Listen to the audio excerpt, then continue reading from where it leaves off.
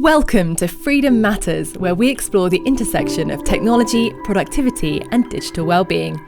I'm your host, Georgie Powell, and each episode we'll be talking to experts in productivity and digital wellness. We'll be sharing their experiences on how to take back control of technology. We hope you leave feeling inspired, so let's get to it. This week on Freedom Matters, we're taking a break from recording and sharing with you instead an episode from one of our favourite podcasts, Digital Habit Lab from Mind Over Tech. Hosted by Menka Sanghvi, this podcast welcomes guests from different walks of life to observe how we use tech, reflect on how it sometimes uses us, and experiment on ways to make sure it's actually helping us to do what we most value in life. In this episode, Menka interviews Tiu de Haan, an expert in creating context to help us deeply connect to ourselves, to each other, and to our innate creativity. We found this episode to be incredibly inspiring, and we hope you do too. Do something that allows for a digital stop. And my argument is that ritual allows for that. It allows us to put a pause in a constant stream of experience and to take a moment and then to go back into the daily stream of our experience, enriched, shifted, and more awake and aware as a result.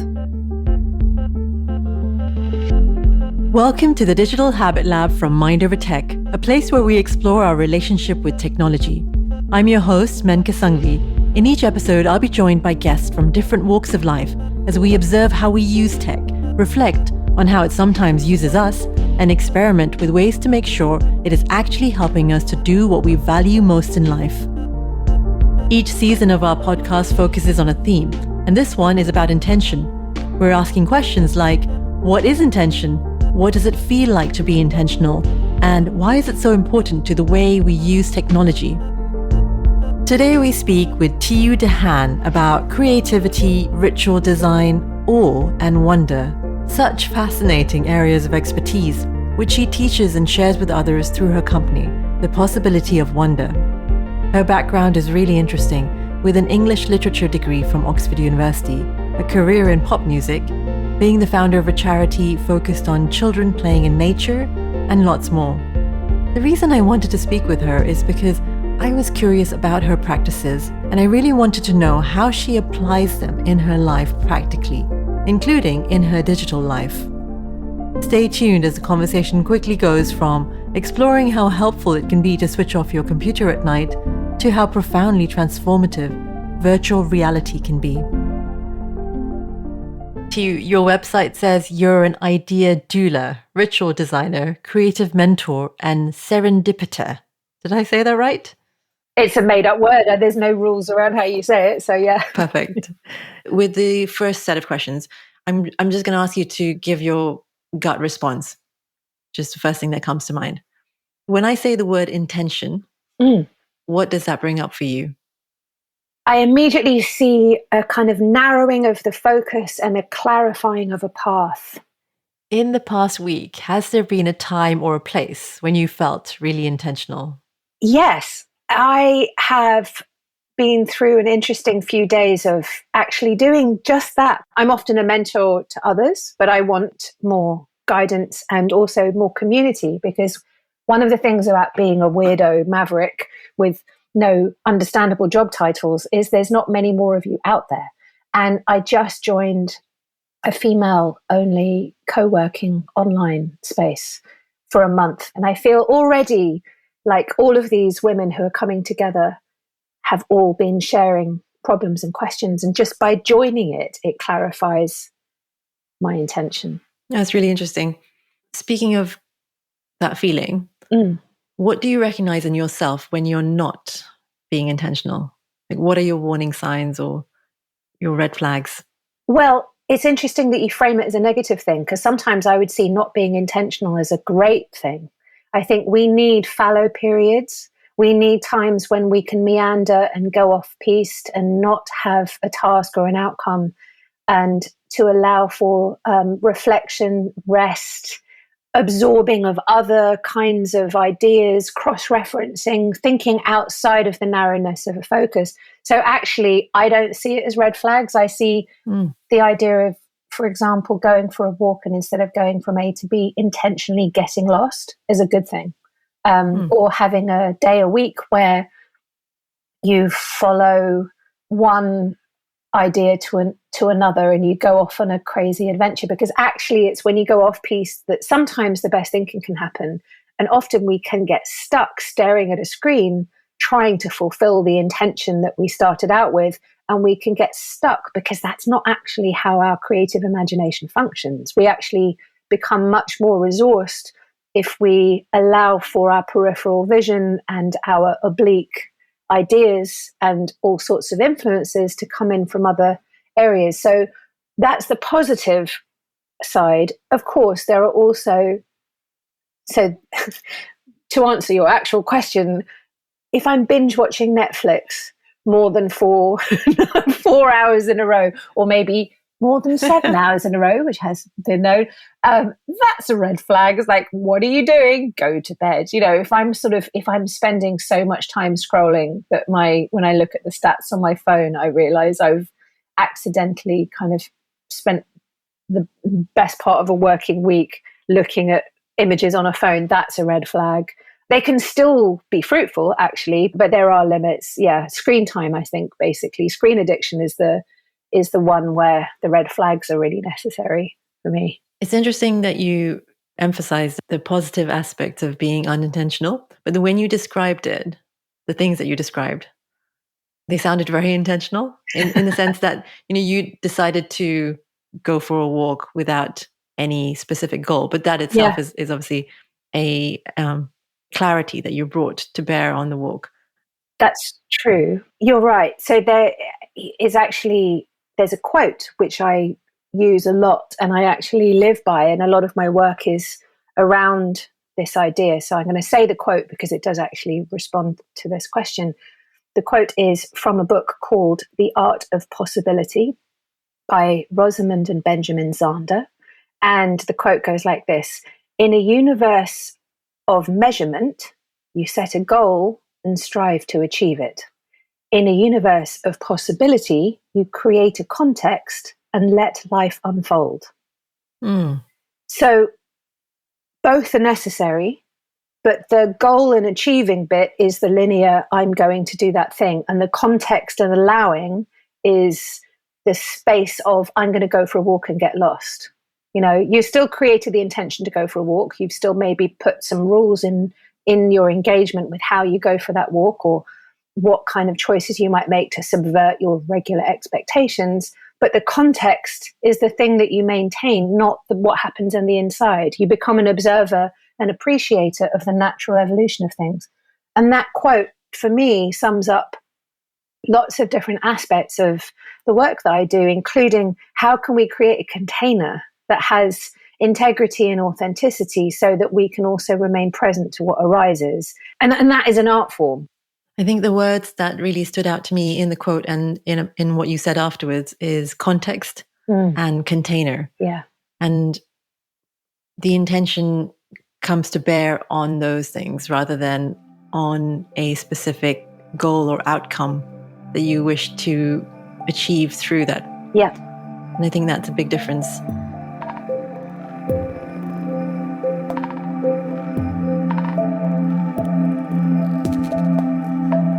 So earlier, when I asked you about the negative side of being unintentional, you said that usually happens because of screen addiction, which of course we all struggle with, and it's something you struggle with.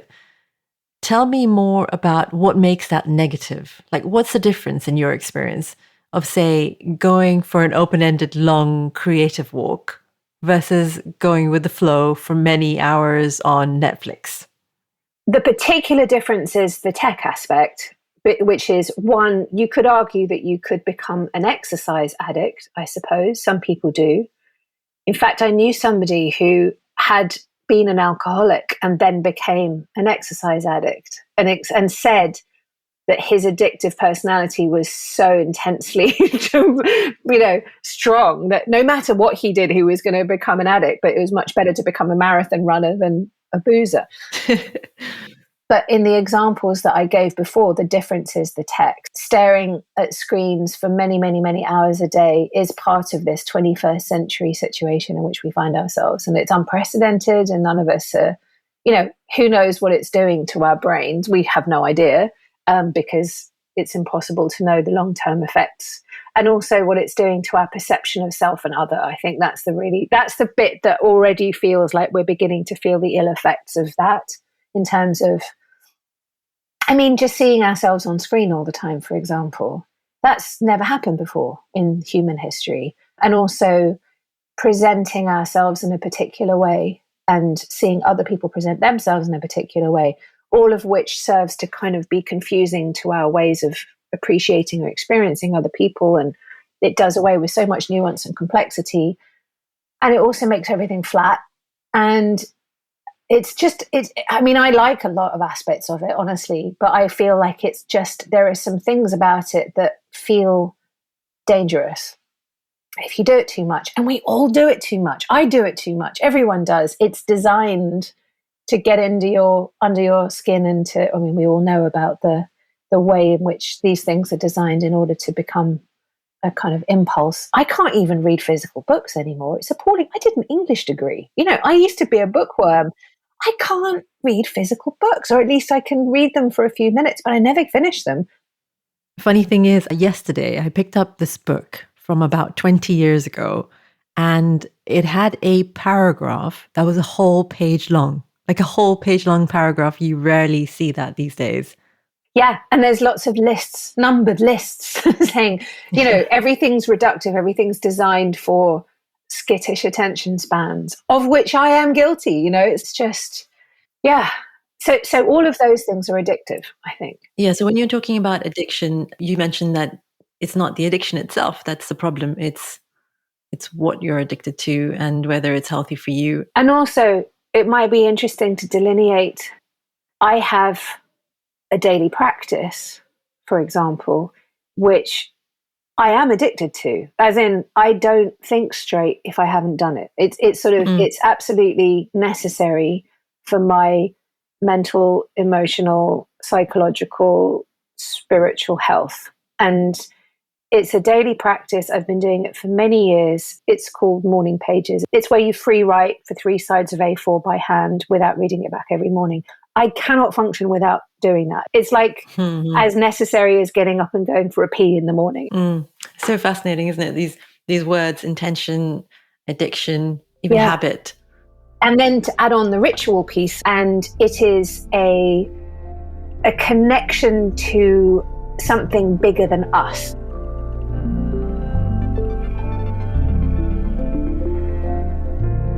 Let's talk about ritual more, because of course it's something you're so well known for, including your brilliant TED Talk, which you did, when was it, in 2016?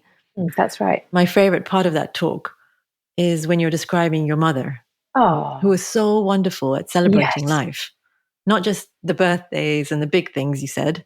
That's the right. little things, the everyday moments. Yeah. And you said in that talk that the greatest gift that she gave you was simply that capacity to stop and notice and be present to the beauty in front of us. I'm a mother of a 2-year-old, and it really made me think quite hard, actually, about what I want my son to learn from me, about how much children absorb from their parents' actual behavior in the mundane, everyday settings. It's really inspiring.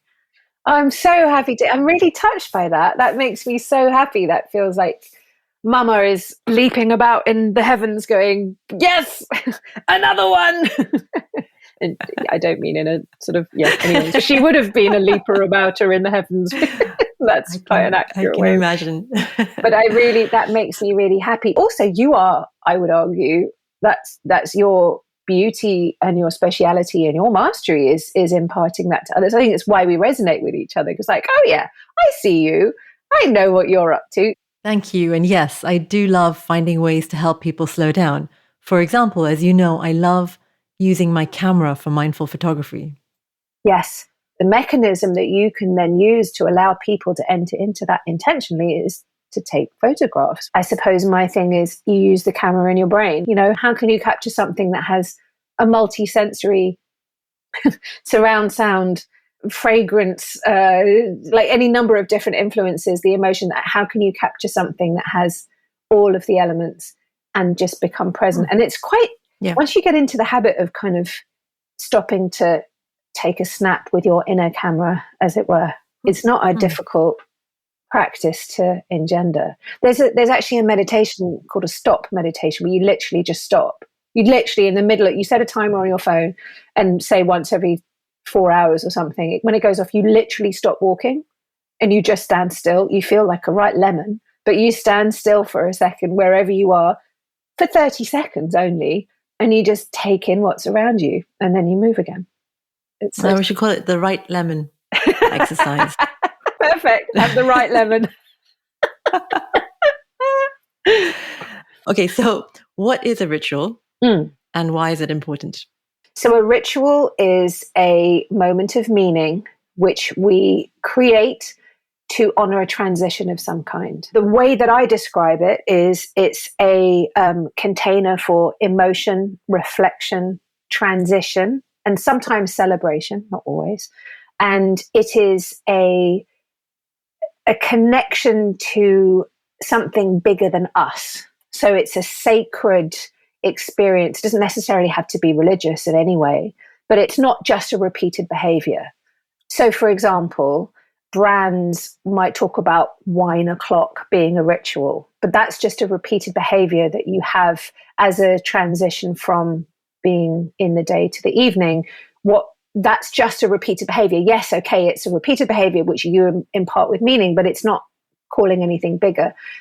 Taking communion, where the wine has been imbued with a much bigger meaning, that's a ritual, right? So it's the difference between going for a walk and going on a pilgrimage. You could say your daily walk is a ritual, but if it's just a repeated behavior essentially for exercise and you're listening to the news all the way, I would say it's not. It's a habit. I think that's a really interesting and subtle distinction between something that's just a habit in the sense of a routine versus a ritual. That the word ritual is being used a lot in the wrong way, in my opinion. So what it is a way of creating, I think, a kind of artwork that exists in time and in space without it being defined by any one sensory or creative medium. So you can't have a ritual that only exists in a photo or in a poem or in a piece of music, but you can combine them all. It's multisensory. You can have an experience that includes lighting a candle, playing a piece of music, saying some words, being in silence, eating some cake, wrapping a scarf around you, being in a particular place at a particular time. And all of those sensory things, which are impossible to capture, even with a video camera, all go into the mix of this design, of this moment of transition from one thing to another. This is not normal life. This is a moment to honor something, some sort of milestone, some sort of threshold. What kind of milestone or threshold do you think is sort of worthy of designing a ritual for? It could be tiny. It could be going from one project to another. It could be going from home to work, or it could be your children leaving home and you repurposing the bedroom for something else, or it could be the anniversary of a death, or it could be recovering from cancer, or it could be grief for the planet in climate change. You know, that you can turn it into whatever you need, but often we are so busy and we are so bombarded by information that we don't take time to process, and we don't take time to delineate something which allows us to get creative about the experiences of our lives. And my argument is that ritual allows for that. It allows us to put a pause in a constant stream of experience and to take a moment and make it into something beautiful and meaningful, and then to go back into the daily stream of our experience, enriched, shifted, and more awake and aware as a result. Beautiful. That makes a lot of sense. What do you think the role of rituals could be in our digital lives? You mentioned elsewhere that they're essential for boundary setting. And in our digital experience, especially given that so much of it is mediated by our smartphone. It's all the same, day and night, work and home. The screen doesn't change, the apps don't change, and the social media feeds, they just keep going on and on. Do you have any tips, ideas about how to design rituals which listeners could adapt for the purposes of their digital life? Yes. One thing is to delineate the start and the end of the day really clearly. For example, if you have a playlist of a song or two or three that allow you to ease into the day, that you have playing while you perhaps make your coffee or you write your to-do list or something that gives your kind of subconscious a sense of a transition point. I have a whole bunch of rituals around creative focus. And again, a little bit like I was saying before, the idea of there being sensory aspects. If you can curate an experience for yourself that tells your brain that it's time to concentrate, utilizing all of the senses. So one would be a playlist, for example. Along with that, I burn an essential oil for focus, which is something which I don't know if it works, but my brain now associates that smell with this time of focus. Like if you were recording, you could definitely do something that you would know would mean I'm now in the zone. So that might be dinging a bell, putting on your special scarf, putting a,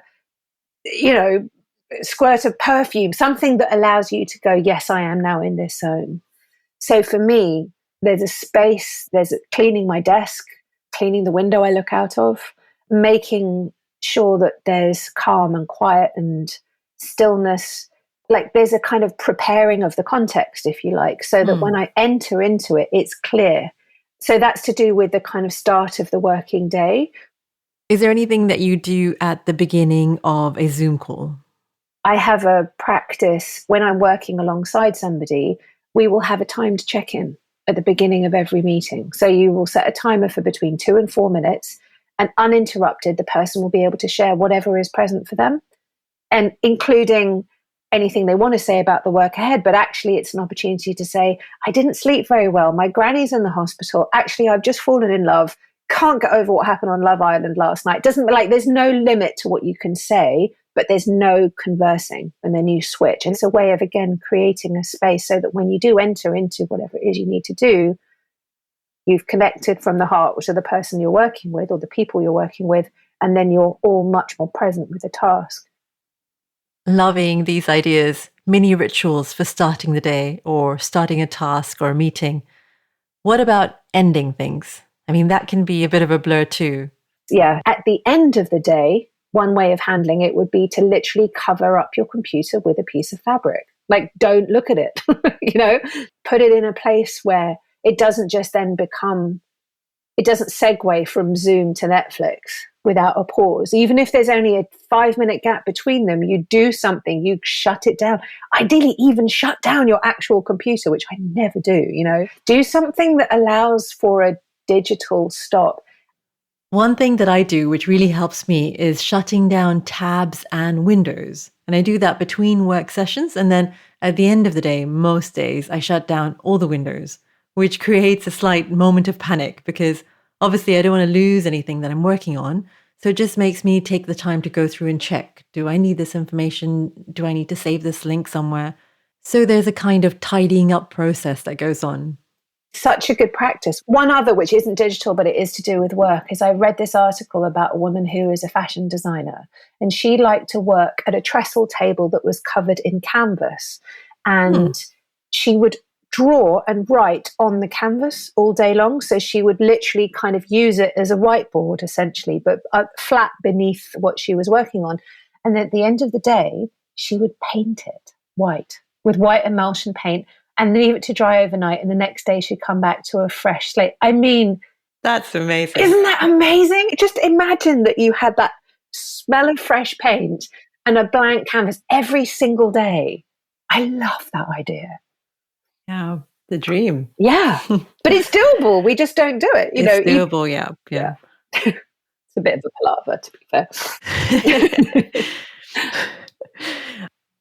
What about phones? Any ideas about how we can say goodnight to them at the end of the day? Get a physical alarm clock. Don't have your phone in your bedroom. Turn it off. I'm actually doing a ritual design piece with a hotel, and we're working on combining the sensory elements in a hotel room, like sound and light and scent and blind and temperature, with the physical furniture. And they've got this special bedside cabinet which has a phone compartment in it, and you're supposed to turn your phone off and put it in it and shut the drawer, and there's a timer, there's a sand timer which you use for a meditation or something. So there's all these like physical things to allow for a separation from the screens that we are so constantly attached to. Those would be some ideas. Yep, some really great ideas.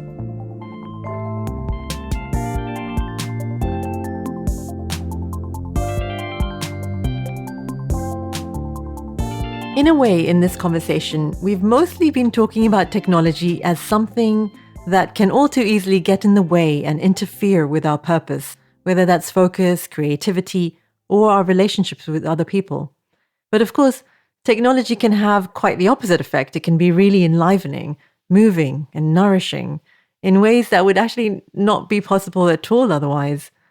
And here, I'm thinking in particular of virtual reality as an example. And I know you're a fan, so I'm curious about what you love about it and how it fits in with your approach to life and to creativity. Sure. A couple of years ago, I was invited to experience something in a lab in Bristol University that's called the Intangible Realities Laboratory, or IRL, pleasingly, which was the brainchild of a guy called Dr. David Glowacki. My first experience of this was stepping into a room, each of us with VR headsets on and special gloves that acted a little bit like the clickers, that the hand controls that you get in a VR set that in games would allow you to control things or shoot things or whatever. And the first experience was being in this grey box with a molecule floating in midair in front of us that happened to be a molecule of a protein amino acid, and you could grab it and control it. So you could use your clickers to attach your hand to it, and then you could pull it towards you. You could wear it like a scarf. You could stretch it out and look down the hollow of it. You could throw it between each other. They were programmed to behave exactly as they do in nature. So if you let go of it, it would just revert to its own natural behavior.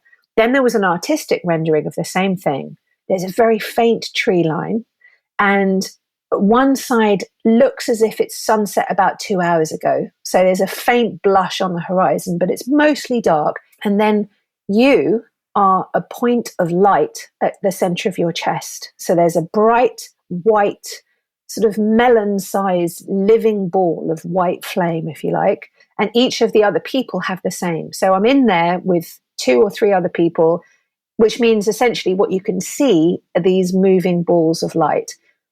Their hands also generate balls of light, and the whole thing leading towards this concept of this is a scientifically accurate rendering of what matter looks like and what we look like as pure energy. You know, this guy is a chemist, and he knows how to illustrate the difference between matter and consciousness, but it's never been visible before. So the whole meditation, the whole experience became this sort of, how would it be if you were to, for a moment, experience the energetic reality that exists within the physical illusion that we inhabit? You know, we look at our arm and we go, that's an arm. It's mostly empty space. You know, the actual reality is the cells that we are, that everything is around us is primarily emptiness with a little bit of energy inside it. But mostly you can't see that because you confuse solid matter for what animates it. Whereas in this thing, you could suddenly see what animates it. And all of a sudden, you're connecting with people without knowing their age, their gender, their race, their anything. And you're just seeing their energetic essence and the energetic essence of the building blocks of matter around us. So we created this 45-minute experience and we piloted it. And people reported afterwards suddenly coming out going, I no longer fear death. I suddenly have a sense of what I truly look like. I've suddenly had a massive shift in my consciousness around racism. Like this kind of profound, it was 45 minutes long, and people were reporting this sort of extraordinary connection to the essence of who they truly are, and who everyone truly is. And once you've seen it, you kind of go out for a walk in the street and you're in the queue at the supermarket and you go, you're a point of light. You're a point of light. It sort of translates into the everyday in a way that you can do in an abstract way. But once you've seen it, you go, oh, no, you are. I know this to be true. Wow. So is this something that's available in the market now? That was called isness, that experience. And it is currently in beta on Oculus, but it's not readily available. They're still kind of piloting different versions of it. The latest version is something called Numadelic Flow, Numadelic Flow. And there's currently a pilot project in place where you can become light bodies in different places and play with a molecule together. And it's extraordinary. It feels like you're genuinely connecting. And it's deeply nourishing in a way that I have never experienced in any kind of virtual connection of any kind. It's so different to Zoom. And in experiencing it, I have begun to very tentatively explore the well-being stuff that is out there in the VR space, some of which I don't like at all. I don't like the kind of dolphins leaping about in an 80s new age cave. You know what I mean? You hate dolphins. I love dolphins. I just don't like the kind of cheesy new age cosmic art aesthetic. But I'm quite excited about VR. It's great. And it's one of the examples of the kinds of ways in which tech is actually designed to expand you, nourish you, connect you. I mean, there's a danger in it becoming so compelling that you totally separate from the reality that you're around. That's the beauty of the isness and the Numadelic Flow stuff, is the seeing the light that everybody is actually something you can apply in the world, like in the queue at the supermarket. Yeah. There's a photographer called Dorothy Lang, who said something like, the camera is a tool for allowing you to see the world more clearly. Nice. What you're describing is like that virtual reality experience then allows you to see people in the supermarket queue more clearly. Yeah, exactly. That's just really amazing. Yeah. I love that.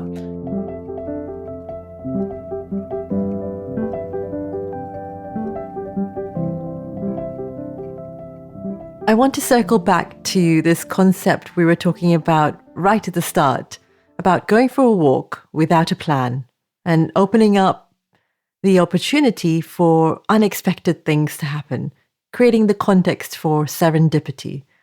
With our digital experiences, there's so much automation and personalization. There's the algorithms that are curating our feeds. So the information ecosystems that we're in, they can become very homogenous. And so there's less chance that I'll come across something that's genuinely going to surprise me. That's right. So how can we introduce more serendipity intentionally into those online experiences? Well, there are some digital applications for engineering serendipity. One is simply using the hive mind that exists. Sometimes that could be asking a question or being able to connect people easily who wouldn't otherwise be connected to each other because of the ease of digital setups. One of the kind of ground rules of engineering serendipity is taking minor actions, because often if we try to generate something that feels impossible in our thoughts, it stays there. And one of the ways of getting out of that is taking a risk, ideally one that makes you feel ever so slightly uncomfortable, like stepping to the edge of your comfort zone. And one thing that is often very uncomfortable for most people, me included, is overtly asking for help. So if you can think, like, one way of using the digital world to engineer serendipity is clarifying a question where you go, anybody want to help me with this? And then chucking it out there. And that can elicit really unexpected, or do you know anybody who might be able to put me in touch with a such and such? Not just passively reading or consuming, but actively asking questions if you really want to find out something new. Yeah. And actively engaging with people whose work or offering you really admire and connecting with them in a meaningful way. I have some seriously important real life friendships that started digitally. Like an artist on Instagram whose work touched me, where I wrote something, we ended up communicating and then we became friends. In fact, one of those people, she has a practice of sending she has fan letter Fridays. So she writes a fan mail to anybody who she thinks is great on a Friday, and she just sends them a message and doesn't expect a reply, but she reaches out to somebody whose work or whatever she admires, and she has it like a little Friday practice, and it engenders connection in a way that wouldn't otherwise be possible. So again, that's action, but it's also taking a little bit of a step past your comfort zone. And the final thing I'd say is to make sure that there's some randomization somewhere in the stuff that you do. So for example, I remember hearing a podcast episode about a guy who used Meetup. He made an algorithm so that the things it threw at him were completely randomized, and he had a policy of having to go to whatever it told him to go to. So instead of it only following his interests, maybe he had a geographical limit or something, but it was basically, he was a computer geek who ended up going to a comedy night for gay bikers. You know what I mean? Like he forced the thing to provide him with unexpected outcomes. And then he had his own sort of rule of engagement about having to follow the clue, even if it felt really odd. So I'm not a geek or a tech person in any way at all, but the idea of being able to randomize your choices so that you're thwarted in your feed, your expectations aren't necessarily linear. So those are things I'd say that you can use tech for. To wrap up, it strikes me that we've covered such a diverse range of practices, and that perhaps the only way that we can really figure out what's going to be most relevant and most useful for us is just experimenting and trying things out, isn't it? That's right. The variables change according to your individual tastes, your body clock, the task that you're engaging in, and the nature of the work itself. There's one set of practices that would work if it's just you on your own writing a book, and quite another if you're in a band writing an album. So there's all sorts of different things that you can tweak. In that spirit of experimentation, as you know, at Mind Over Tech, we've developed a deck of Digital Habit Lab cards, each card being an experiment. So I've sent these over to you, and I wondered if you could choose one now that you'd be up for experimenting with this coming week. Oh, let's see. Post-it note on phone screen. That's a really good idea. Put a Post-it note on your phone screen with a short message on it to help you notice when you pick it up and help make sure you're using it intentionally. I think that would be a really simple one that I could definitely make use of. That sounds like a really good idea. Sure, you've got some really nice Post-it notes. You know what? I have cat-shaped ones that somebody sent me. In fact, the person I was just talking about, who I became friends with through Instagram, who does the fan mail, she sent me these. So there you go. That's what can happen, people. Yep, you can get cat Post-it notes. You can literally. I am living proof that you can get cat-shaped Post-it notes, and who doesn't want that?